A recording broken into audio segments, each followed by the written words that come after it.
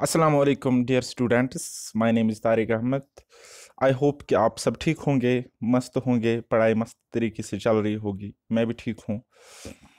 आपका इस चैनल पे बहुत बहुत स्वागत है जिसका नाम है JK study for civil services. अगर आप अगर आपको कोई भी पेड बैच ज्वाइन करना हो तो आप इस एप्लीकेशन के थ्रू कर सकते हो। और इसके अलावा डिस्क्रिप्शन में हमारे लिंक्स है, आप लिंक पे क्लिक करके हमारा टेलीग्राम ज्वाइन कर सकते हो। वहाँ से आपको वहाँ से आपको जैसे कि दिख रहा है वीडियोस एंड पीडीएफ मिल जाएगी। उसके अलावा अगर आपको मेरा मेरा पढ़ाना पसंद आता है तो आप वीडियो को शेयर करें, सब हमारे चैनल को सब्सक्राइब करें और बेल आइकन को भी दबाइए। और अगर पसंद नहीं आता है तो प्लीज़ एंड प्लीज़ डिसलाइक भी किया करो ताकि मुझे पता चले। और अगर कोई भी डाउट आपको आता है तो आप कमेंट बॉक्स में वो लिखो। सो आज हमारा लेक्चर बहुत बहुत बहुत इम्पोर्टेंट होने वाला है, जो कि है हमारा डायरेक्ट पर्सनल इन्वेस्टिगेशन के फर्दर कुछ पॉइंट्स मैंने ऐड किए हैं यहाँ पे, तो वो हम आज यहाँ पे क्लियर करेंगे। और उसके अलावा आप यहाँ पे देख सकते हो कुछ एमसीक्यूज मैंने लिए हैं, कुछ प्रीवियस ईयर के, कुछ मैंने खुद से क्रिएट किए हुए, कुछ एनसीईआरटी से मैंने कलेक्ट किए हुए हैं। लेकिन बहुत बहुत इंपॉर्टेंट ये रहने वाला है, तो आप वीडियो में एंड तक बने रहिए। और लास्ट में जैसे कि मैं आपको एक इम्पॉर्टेंट बात भी शेयर करने वाला हूँ। तो स्टार्ट करते हैं आज। देखो बेटा, हमने पढ़ा था personal investigation, direct personal investigation. उसमें क्या होता है, एक पर्सनल कांटेक्ट होता है। क्या करता है, एक इन्वेस्टिगेटर होता है, वो खुद ही जाके इंफॉर्मेशन कलेक्ट करता है। किन से? इन्फॉर्मेंट से या रेस्पोंडेंट से। ठीक है, क्लियर। अब अगर एक इन्वेस्टिगेटर चाहता है, कि उसका टाइम बच जाए, उसके एफर्ट्स बच जाए, या उसका जो पैसा कॉस्ट वगैरह खर्च होता है वो बच जाए, तो उसके पास और भी कुछ मेथड्स है। मैंने यहाँ पे 3 ही लिखे हैं, और भी थोड़े से होते हैं, उनका साइकोलॉजी में यूज़ होता है। तो आप प्लीज़ एंड प्लीज़ कमेंट में लिखना कि आपको वो चाहिए कि नहीं चाहिए। मेरे हिसाब से तो वो ज़्यादा इंपॉर्टेंट नहीं है। तो एक होता है हमारा टेलीफोन इंटरव्यूइंग। ठीक है, टेलीफोन इंटरव्यूइंग में क्या होता है कि एक इन्वेस्टिगेटर होता है, या हम कह सकते हैं जो भी डाटा कलेक्ट होता है इन्फॉर्मेंट से, वो टेलीफोन के थ्रू होता है। ये तो आज चल रहा है डिजिटल इंडिया, है ना। तो इसमें क्या होता है, एक इन्फॉर्मेंट को, एक रेस्पोंडेंट को कॉल की जाती है और उससे सारी जानकारी ली जाती है मोबाइल फ़ोन के थ्रू। ठीक है, इसको कहते हैं टेलीफोन इंटरव्यूइंग। ठीक है, तो इसके इसके इसके क्या क्या बेनिफिट्स है हम देख सकते हैं। इसके बेनिफिट्स है, कॉस्ट बच जाता है, टाइम बच जाता है। ठीक है, और उसके अलावा हमारे एफर्ट्स भी बच जाते हैं। और जो डेटा होता है वो लगभग लगभग हम कह सकते हैं एक अच्छा, मतलब एक्यूरेट होता है, उसकी एक्यूरेसी किसी लेवल तक बहुत अच्छी होती है। ठीक है, तो इसमें इतना ही है, फर्दर आप इसमें ऐड करके अपना टाइम वेस्ट नहीं करना। नेक्स्ट, दूसरा हमारे पास है कंप्यूटर एडमिनिस्ट्रेड टेलीफोन सर्वे। कंप्यूटर एडमिनिस्ट्रेड टेलीफोन सर्वे, देखो बेटा अच्छे से समझना, कंसेप्ट को क्लियर करना यहाँ से। इसमें इंटरव्यूअर नहीं होता है, इसमें इंटरव्यूअर नहीं होता है। अगर हम पहला वाला देखेंगे, इसमें इंटरव्यूअर होता है, बट इसमें इंटरव्यूअर नहीं होता है। इसमें इंटरव्यूअर नहीं होता है। तो फिर क्या होता है, एक कंप्यूटर कॉल करता है, एक कंप्यूटर, क्योंकि पूरा कंप्यूटर बेस्ड होता है, एक कंप्यूटर कॉल करता है किसी पर्टिकुलर फोन नंबर पे। अब ये फोन नंबर किसका हो सकता है? ये हो सकता है इन्फॉर्मेंट का या रेस्पोंडेंट का। Got my point. तो उसको कॉल की जाती है, उसके बाद कंडक्ट किया जाता है इंटरव्यू। अब ये जो क्वेश्चंस होते हैं ना रिगार्डिंग इंटरव्यू, या डेटा जो हमें कलेक्ट करना है उसके रिगार्डिंग जो भी क्वेश्चंस हुए होते हैं ना, वो पहले ही उसमें सेट किए हुए होते हैं, किसमें? कंप्यूटर सिस्टम में। ठीक है, अब जब उनको कॉल आती है, ठीक है, तब वो वहां से डेटा कलेक्ट करते हैं। ठीक है, और उसके बाद वो फाइल में सेव हो जाता है। और उसके बाद जो जो किसी पर्टिकुलर ऑर्गेनाइजेशन को, किसी पर्टिकुलर कंपनी को या गवर्नमेंट को जिसके लिए वो डेटा चाहिए, वो उसको टेबुलेशन करके बाद में कॉन्टैक्ट को खत्म करते हैं। क्लियर। नेक्स्ट हम देखते हैं, the questions are voice synthesized and the respondents answer and computer timing trigger continuation और डिस्कनेक्ट। देखो बेटा, होता क्या है, अब ऐसा भी हो सकता है ना कि किसी का मूड ऑफ हो, उसको कॉल आई, वो क्वेश्चन का आंसर ही ना दे, वो क्वेश्चन का आंसर ही ना दे, या उसकी समझ में आई ही नहीं। तो इसके लिए कंप्यूटर में क्या होता है, एक टाइमिंग ट्रिगर होता है, टाइमिंग ट्रिगर होता है। सपोज 30 सेकंड्स का होगा, सपोज 30 सेकंड का होगा। अब एक क्वेश्चन एक इंफॉर्मेंट ने सुना, ठीक है, उसने क्वेश्चन सुना, वॉइस वॉइस के थ्रू वो क्वेश्चन होते हैं। अब उसने एक क्वेश्चन सपोज सुन लिया, अब 30 सेकंड्स का टाइमर खत्म हुआ, 30 सेकंड्स का टाइमर खत्म हुआ, तो वो क्वेश्चन वहीं पे बंद हो जाता है एंड नेक्स्ट क्वेश्चन उससे पूछा जाता है डेटा के रिगार्डिंग। तो इस सेंस में क्या होता है, जो टाइम वेस्ट होना चाहिए वो बच जाता है, टाइम वेस्ट नहीं होता है। और फाइनली क्या होता है, ये कॉल भी एक किस्म से हम कह सकते हैं, एक प्रकार से हम कह सकते हैं ये डिस्कनेक्ट होती है। Got me point. नेक्स्ट, इसमें बेटा ज्यादा कुछ पढ़ना नहीं है, ठीक है, जो आपके मेन है वो चार ही है बस, ये इसके छोटे छोटे टाइप से यहाँ से क्वेश्चन बन सकता है, लेकिन ज्यादा डीप में इसको जाने की कोई जरूरत नहीं है। Next, computer assisted telephone interviewing. अब इसमें क्या होता है वो हम देख लेंगे। Telephone interviewing can be combined with immediate entry of the response into a data file by means of terminals, personal computers और वॉइस डाटा एंट्री। तो इसमें भी लगभग लगभग ऐसे ही होता है जैसा हम देख सकते हैं किसमें, कंप्यूटर एडमिनिस्ट्रेटेड टेलीफोन सर्वे। तो कंप्यूटर असिस्टेड टेलीफोन इंटरव्यूइंग में भी बिल्कुल ऐसा ही होता है, वहाँ से रेस्पॉन्सेस लिए जाते हैं, ठीक है, और बाद में ये कट की जाती है, कॉल ख़त्म की जाती है, ठीक है, डाटा एंट्री होने के बाद। तो इसको हम वाइडली यूज़ करते हैं, इसका यूज़ बहुत इंपॉर्टेंट है, इसको बहुत ज़्यादा यूज़ हम करते हैं कहाँ पे, मार्केट रिसर्च ऑर्गेनाइजेशन में इसका यूज़ होता है through out the world, not only country, through out the world. Got my point. तो यहाँ पे ये इंपॉर्टेंट हो सकता है, ये वाली लाइन थोड़ी सी इंपॉर्टेंट हो सकती है कि अगर आपके पास कंप्यूटर असिस्टेड टेलीफोन इंटरव्यूइंग ये वाला मेथड है, जो कि किसके रिलेटेड है, किस में आता है, पर्सनल डायरेक्ट पर्सनल इन्वेस्टिगेशन में आता है, ठीक है। तो ये वाला मेथड, तो इसका एक बहुत बड़ा यूज होता है किसमें, मार्केट रिसर्च ऑर्गेनाइजेशन में, ठीक है, through out the world. Clear. अब मैंने कुछ इंपॉर्टेंट एमसीक्यूज ली है, जैसे कि पिछली बार कुछ स्टूडेंट्स ने बोला सर हमें एमसीक्यूज भी साथ साथ कराओ ताकि हमारे कंसेप्ट्स थोड़े और क्लियर हो जाए। तो एमसीक्यूज मैंने प्रीवियस ईयर से लिए हैं, अदर बुक से लिए हैं, मेरे पास हालांकि एक बुक भी है fundamentals of statistics by S C. Gupta, उससे भी मैंने ये एमसीक्यूज कलेक्ट किए हैं, और 3 क्वेश्चन इसमें ऐसे हैं जो कि प्रीवियस ईयर से मैंने लिए हैं। तो जहाँ तक मेरे पढ़ाने का सवाल है, आपसे 8 क्वेश्चंस होनी चाहिए। अगर आपसे 8 क्वेश्चंस सॉल्व नहीं हुए तो बेटा आपकी प्रिपरेशन में कमी है, उसमें लूप होल्स है, आपको अगेन मेहनत करने की ज़रूरत है। अदरवाइज अगर आपसे होते हैं, अच्छे से होते हैं, तो आप मूव ऑन कर सकते हो आगे। पहला वाला क्वेश्चन आप देख सकते हो हमारी स्क्रीन पे, ये रहा। हाँ, question number 1, which one of the following method is not a primary data collection method. अब इन 4 दिए गए मेथड्स में कौन सा मेथड ऐसा है जो कि प्राइमरी डाटा कलेक्शन वाला मेथड नहीं है, ठीक है। तो पहला हम देख सकते हैं क्वेश्चनर मेथड।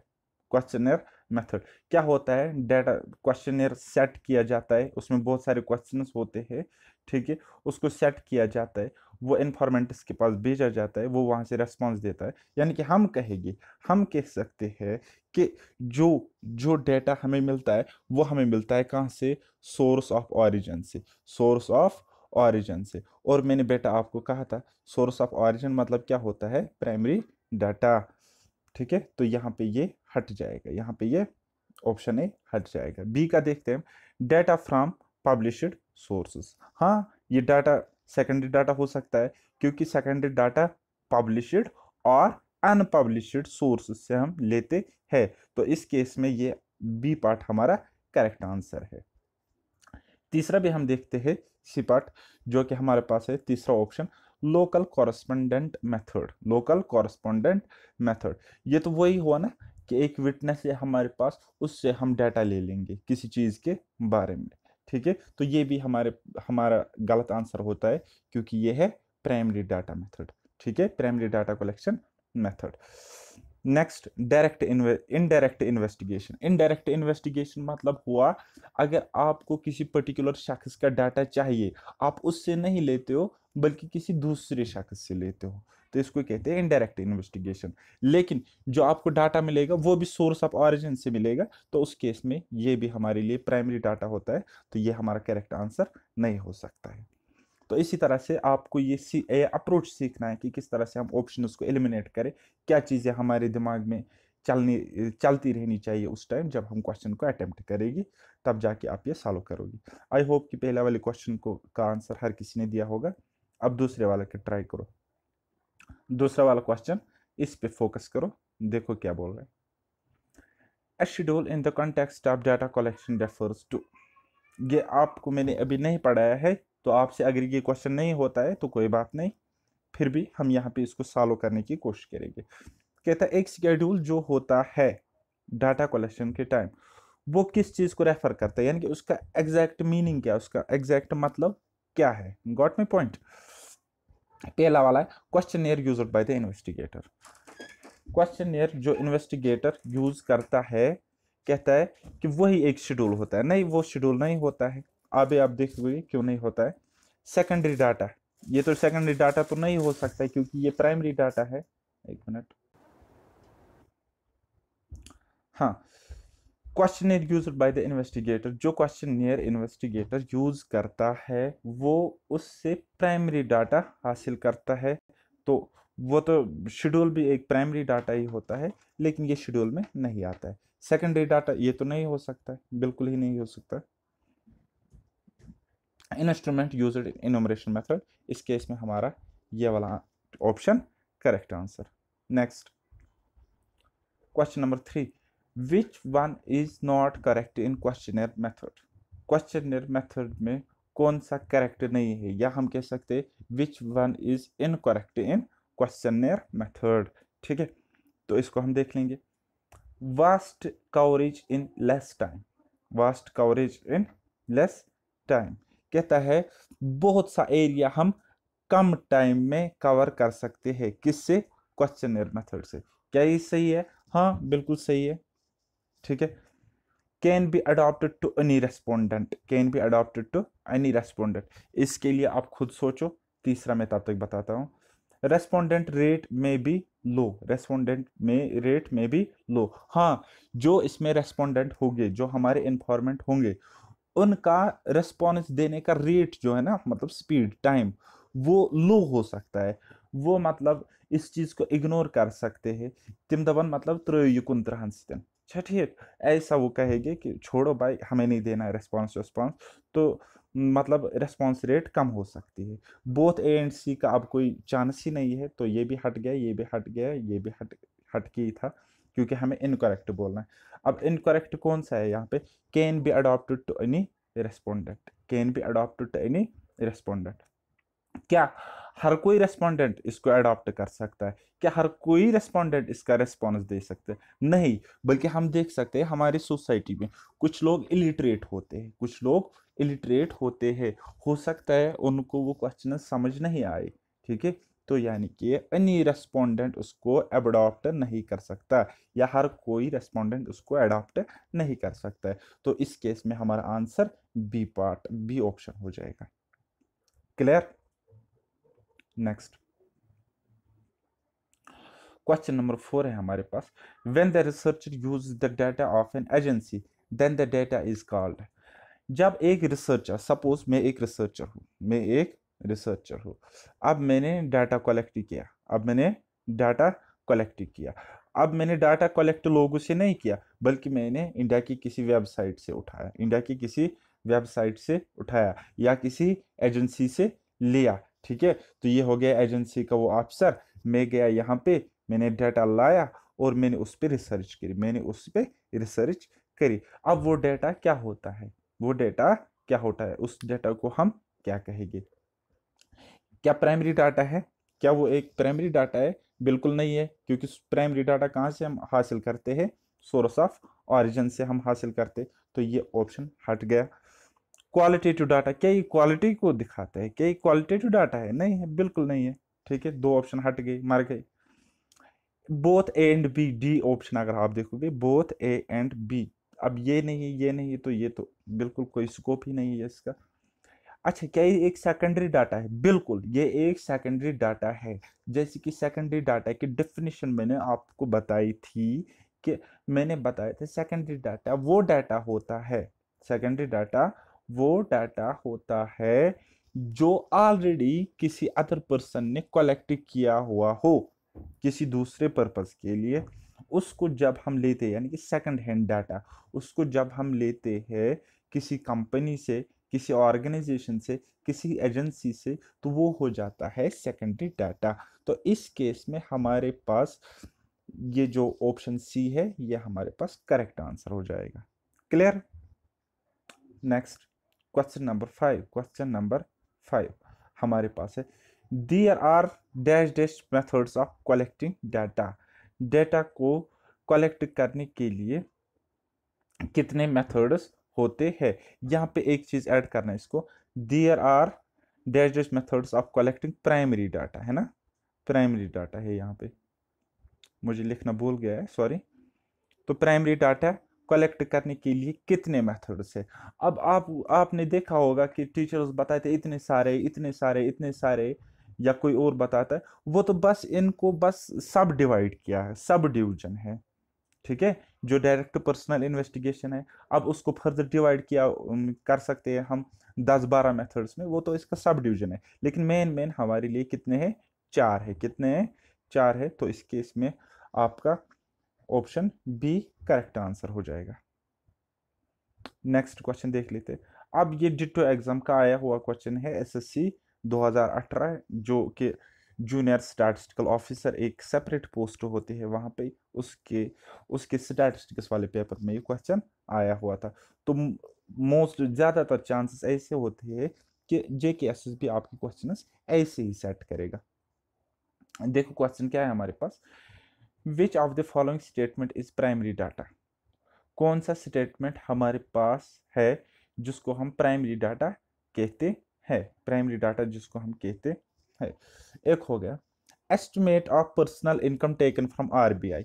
अब ये कहाँ से लिया? आरबीआई से लिया, सेकंड हैंड इंफॉर्मेशन है, यानी कि किसी ने पहले कलेक्ट किया हुआ था। तो इस केस में ये हमारा क्या हो जाएगा? गलत आंसर हो जाएगा। इसने मुझे बड़ा परेशान किया, इसको यहाँ पे इस केस में यह हमारा करेक्ट, ये गलत ऑप्शन हो जाएगा। क्लियर? दूसरा ऑप्शन को हम देखेंगे, पोस्टमार्टम करेंगे इसका, annual reports of ministry of law and company affairs. अब मिनिस्ट्री ऑफ लॉ एंड को अफेयर्स है हमारे पास, कंपनी अफेयर्स है हमारे पास, उनका जो एनुअल रिपोर्ट होता है, उनका जो एनुअल रिपोर्ट होता है, क्या वो प्राइमरी डाटा है? बिल्कुल भी नहीं है। क्यों नहीं है? क्योंकि अगेन ये सोर्स ऑफ ऑरिजिन से हम डाटा को कलेक्ट नहीं कर रहे, बल्कि हम ये वो डाटा हासिल कर रहे हैं जिसको ऑलरेडी कलेक्ट किया हुआ है, जिसको ऑलरेडी जिसकी टैबुलेशन हुई है, कंपाइलेशन जिसकी हुई है। तो हम इसको भी सेकेंडरी डाटा कह सकते हैं, यानी कि ये प्राइमरी डाटा बिल्कुल भी नहीं है। Clear? Next, tabulation from schedules used in interviews that you yourself conducted। इस पे थोड़ा सा दिमाग लगाओ, डी पार्ट में आपको तब तक बताता हूँ। Data collected from National Sample Survey Organisation, ये तो वही है जो कि इन दो में ए एंड बी ऑप्शन में, तो ये भी हमारा आंसर नहीं जाएगा। तो अल्टीमेटली सी ऑप्शन हमारा आंसर जाएगा, लेकिन कैसे वो हम देख लेंगे। Tabulation from schedules used in interviews, ठीक है, यानी कि आपके पास जो शेड्यूल है, जो इनमरेटर के पास शेड्यूल है, ठीक है, वो आपने बनाया है टेबुलर फॉर्म में, वो आपने बनाया है टेबुलर फॉर्म में, तो उसको आप यूज करते हो कहाँ पे? इंटरव्यू में। कब? जब आप क्या करते हो? कलेक्शन ऑफ डाटा करते हो। ठीक है, अब जब इंटरव्यू की बात आई, इंटरव्यू अब हम कहाँ पे करते हैं? सोर्स ऑफ ऑरिजिन से जब हमें डाटा चाहिए, है ना, तो सोर्स ऑफ ऑरिजिन से जब हम डाटा लेंगे तो वो हमारा क्या होता है बेटा? वो होता है हमारा primary data, primary data. Clear? Next question हम देखते हैं, data originally collected for any investigation is called. अगर कोई डाटा कलेक्ट हम करते हैं किसी भी इन्वेस्टिगेशन के लिए, उसको हम क्या कहते हैं? उसको हम क्या कहते हैं? देखो बेटा, हम डाटा सेकेंडरी डाटा भी मतलब ऑब्टेन करते हैं, कलेक्ट करते हैं किसी इन्वेस्टिगेशन के लिए, और हम प्राइमरी डाटा भी लेते हैं इन्वेस्टिगेशन के लिए। लेकिन यहाँ पे एक वर्ड है आपका ओरिजिनली। अब आप ओरिजिनल डाटा किसको कहते हो? जो सोर्स ऑफ ऑरिजिन से आता है, सोर्स ऑफ ऑरिजिन से आता है, यानी कि फर्स्ट हैंड इंफॉर्मेशन। अब फर्स्ट हैंड इंफॉर्मेशन के लिए उस डाटा को हम क्या कहते हैं? उसको हम कहते हैं primary data. Are you getting point? So secondary data नहीं हो सकता है। क्यों नहीं हो सकता है? क्योंकि ओरिजिनल नेचर नहीं होता है, ये ऑलरेडी किसी ने कलेक्ट किया हुआ होता है, इसको हम कहते हैं second hand information. Fixed data, ये तो कोई डाटा ही नहीं है, एंड ऑल तो इसका कोई स्कोप ही नहीं है। तो ऐसे आपको क्वेश्चन उसको अटेम्प्ट करना है। आपको ये नहीं पता होना चाहिए कि करेक्ट ऑप्शन कौन है, आपको ये पता होना चाहिए कि जो गिवन तीन और ऑप्शन है वो गलत क्यों है। उसका एक रीजन आपको पता होना चाहिए, उसके पीछे क्या नॉलेज है, क्या कंसेप्ट है, वो आपको पता होना चाहिए। तब जाके आपकी कंसेप्ट बिल्ड हो जाएगी। Clear? Next question number 8, the dash dash data should be used after careful security. ठीक है, कहता है हम बहुत जांच पड़ताल करते हैं एक डाटा के ऊपर, तो उसके बाद ही हम क्या करते हैं? उसको यूज करते हैं, उसको इस्तेमाल करते हैं। तो वो कौन सा डाटा हो सकता है? अब बताइए कौन सा डाटा हो सकता है जिसमें डाउट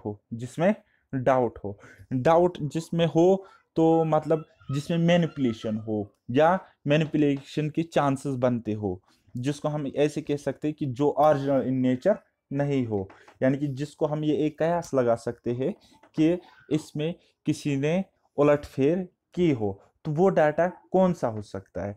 क्या वो प्राइमरी डाटा हो सकता है? बिल्कुल नहीं हो सकता है। क्यों नहीं हो सकता है? इसमें हम डायरेक्ट पर्सनल इन्वेस्टिगेशन करते हैं, इंटरव्यू करते हैं, इसको हम फर्स्ट हैंड इंफॉर्मेशन कहते हैं, इसको हम ओरिजिनल डाटा कह सकते हैं। तो ये आंसर नहीं हो सकता है हमारा। क्वालिटेटिव डाटा हो सकता है? नहीं। क्वांटिटेटिव डाटा, अब क्वांटिटेटिव डाटा प्राइमरी डाटा भी होता है, सेकेंडरी डाटा भी होता है, क्या ये आंसर हो सकता है? बिल्कुल भी नहीं हो सकता। देन हमारे इस केस में क्या होता है? सेकेंडरी डाटा हमारा करेक्ट आंसर है यहाँ पे। क्यों? मैं आपको समझाता हूँ। सेकेंडरी डाटा जो है किसी एजेंसी ने ऑलरेडी कलेक्ट किया हुआ है, उन्होंने अपने इन्वेस्टिगेटर से कलेक्ट करवाया है कोई डाटा। ठीक है, अब उन पर वो चीजें कैसे सूट करेगी, तो उस हिसाब से वो उसमें मैनिपुलेशन करते हैं।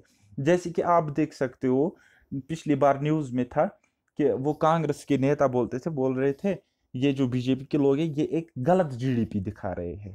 ठीक है, एक्चुअल में तो हमारी जीडीपी का सत्यानाश हुआ है, इंडिया की जीडीपी का तो सत्यानाश हुआ है, लेकिन ये गलत जीडीपी दिखा रहे हैं। तो क्या हम क्या कह सकते हैं? जीडीपी में क्या हुई है? उन्होंने मैनिपुलेट किया है हुआ है, उसको बड़ा चढ़ाकर दिखा रहे हैं। अब अगर हम उसी जीडीपी को कंसिडर करेंगे हमारे फर्दर स्टडी के लिए, ठीक है, तो हमें क्या करना है? उसको हमें केयरफुली वहां पे सिक्योरिटी करनी है। क्यों? क्योंकि उसमें मैनिपुलेशन है, या हम कह सकते हैं उसमें मैनिपुलेशन हो सकती है। ठीक है, तो उस केस में वो हमारे पास क्या है? अगर हम जीडीपी का रिपोर्ट हम देखेंगे, वो हमारे पास है secondary data. Clear? Next, dash dash is a suitable method of collecting data in cases where the informants are literate and spread over a vast area। कहता है एक तरीका है, एक बेस्ट तरीका है हमारे पास डाटा को कलेक्ट करने के लिए। कब? जब इन्फॉर्मेंट्स लिटरेट होंगे। क्या होंगे? लिटरेट होंगे, यानी कि पढ़े लिखे होंगे, और जो हमारे पास एरिया है जहां से हमें डाटा कलेक्ट करना है, ठीक है, वो एरिया बहुत बड़ा है। टेक एन एग्जांपल, हमें पूरे जेंट के यूटी में क्या करना है? कलेक्शन ऑफ डाटा करना है। ठीक है, अब मान लो, ऐसा तो कभी हो नहीं सकता, अब बस मान लो कि यहाँ के सारे लोग पढ़े लिखे हैं, यानी कि 100% लिटरेसी रेट है। तो अगर हमें टाइम बचाना है, मुझे एफर्ट्स बचाने हैं, मुझे कॉस्ट बचाना है, तो मैं कौन सा तरीका यूज करोगा, कौन सा तरीका मैं इस्तेमाल करूँगा कि मैं यहाँ से जल्दी डाटा हासिल करूँ। ठीक है, क्या ऑब्जर्वेशन मेथड हो सकता है? नहीं हो सकता ऑब्जर्वेशन मेथड। अभी ऑब्जर्वेशन मेथड क्या है मैं आपको आगे थोड़ा सा बताऊंगा, इसका यूज साइकोलॉजी में होता है, रियल लाइफ में नहीं होता है। ठीक है, तो डायरेक्ट इन्वेस्टिगेशन, क्या डायरेक्ट इन्वेस्टिगेशन अगर हम करेंगे, यहाँ तो वाइड रेंज है, बहुत बड़ा एरिया है, क्या इसमें टाइम नहीं लग सकता है? क्या इसमें बहुत ज़्यादा टाइम हमारा खर्च नहीं जाएगा? क्या इसमें हमारे बहुत ज़्यादा एफर्ट्स नहीं लगेंगे? तो ये भी हमारे लिए ये ऑप्शन हट जाता है, ए तो हट ही गया। ठीक है, ऑल ऑफ द अबो, इसको कोई स्कोप ही अब नहीं रहेगा, क्योंकि ए तो बी, ए एंड बी पहले ही गलत है। तो फिर meld questionnaire method, meld questionnaire method, देखो बेटा होता है क्या है, अगर आपके रेस्पोंडेंट्स जहां से आपको डाटा कलेक्ट करना है वो लिटरेट है, वो पढ़े लिखे, आप उनको क्या करोगे, मेल करोगे। क्वेश्चनियर मेथड, क्वेश्चनियर जो सेट किए हुए होते हैं वो आप उनको मेल करोगे, वो पढ़ेगी और अपने रिस्पॉन्स वहां पे फिल करेगी। ठीक है, तो ये हमारे लिए एक सूटेबल मेथड है, ये एक हमारे लिए सूटेबल मेथड है जब हमारी पॉपुलेशन, जब हमारे इंफॉर्मेंट्स क्या होंगे, लिटरेट होंगे, और एरिया जो होगा जहां से हमें कलेक्शन ऑफ डाटा करना होगा, प्राइमरी डाटा को कलेक्ट करना होगा, वो क्या होगा, बहुत बड़ा एरिया होगा, उसकी पॉपुलेशन ज्यादा होगी, उसके एरिया बहुत ज्यादा होगा। क्लियर? नेक्स्ट, रा डेटा मीन्स, रा डेटा का मतलब क्या होता है, रा डेटा का मतलब क्या होता है? ठीक है, वेल क्लासिफाइड डेटा तो हो ही नहीं सकता, ऑप्शन सी, क्योंकि अगर हम डेटा को अच्छे तरीके से क्लासिफाई करेंगे तो उसको हम रॉ डेटा तब नहीं कहेंगे। ठीक है, रॉ डेटा वो उस क्लासिफिकेशन से पहले होता है। ठीक है, तो आल वाला भी हट गया क्योंकि ये सी गलत आंसर है हमारे पास। उसके बाद बी का हम देख लीजिए, सेकेंडरी डाटा। क्या हम सेकेंडरी डाटा को रॉ डेटा कह सकते हैं? रॉ डेटा का मतलब क्या सेकेंडरी डेटा हो सकता है? क्यों नहीं हो सकता है? जब इन्वेस्टिगेटर गया, और जब इन्वेस्टिगेटर गया उसने डाटा कलेक्ट किया, अब उसने डाटा जो है वो कलेक्ट किया यहाँ से, ये है प्राइमरी डाटा जो इसके पास अब मिल गया, प्राइमरी डाटा अब जो इसके पास मिल गया। अब इसने इसको अपने हिसाब से कंपाइल किया, उसको रिप्रेजेंट किया, उसकी टैबुलेशन करी। ठीक है, उसमें बाकी चीजें जो करनी थी वो कर ली, किसने, इन्वेस्टिगेटर ने, या किसी फर्म ने, किसी ऑर्गेनाइजेशन ने, किसी एजेंसी ने। तब जाके वो बन गया, क्या बन गया, वो सेकेंडरी डाटा। यानी कि वो रॉ डेटा पे काम हुआ, उसके बाद बना वो सेकेंडरी डाटा, उसके बाद बना वो सेकेंडरी डाटा। तो इस केस में हम रॉ डेटा सेकेंडरी डाटा को भी नहीं कह सकते। तो हमारे पास एक ही ऑप्शन है जो कि हमारे पास है, ऑप्शन ए, यानी कि प्राइमरी डाटा। क्लियर?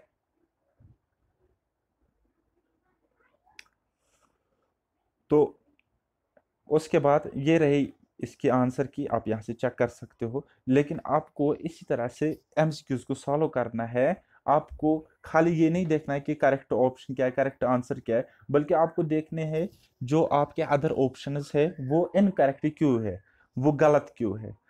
तो बाकी कोई मसला नहीं है स्टैटिस्टिक्स का, जैसे मैंने आपको बोला था, मैं बिल्कुल उस बात पर स्टैंड हूँ कि आप इस यहाँ से मैक्सिमम मार्क्स स्कोर कर सकते हो। ठीक है, और तो और अगर आप एफ फाइनेंस अकाउंट्स असिस्टेंट के लिए पढ़ रहे हो तो आपको कोई भी बुक कंसल्ट करने की ज़रूरत नहीं है।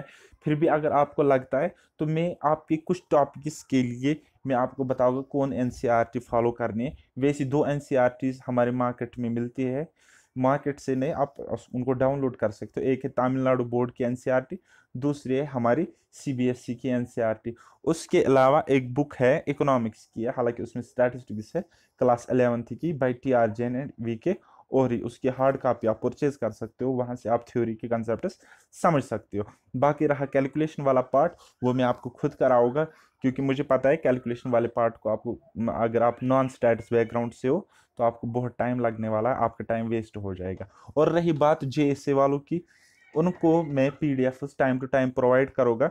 ठीक है, जो कि मेरे मेरे अपने मटेरियल की है, मैं अपनी बुक्स की, मैं अपनी, मेरे पास जो मटेरियल है मैं उनका एक शॉर्ट पीडीएफ बना के अपनी मतलब टेलीग्राम पे अपलोड करूँगा।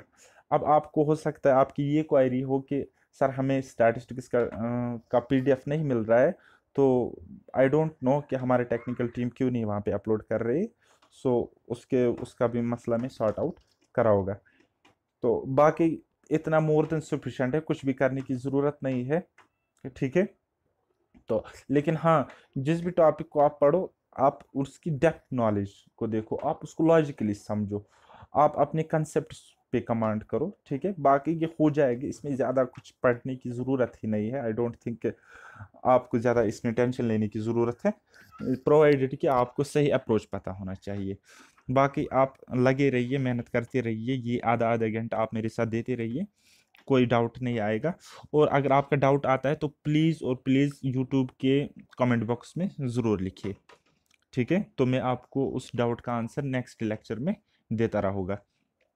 तो बाकी बाय बाय, टेक केयर। हम अपना वीडियो अब यहीं पे ख़त्म करते हैं।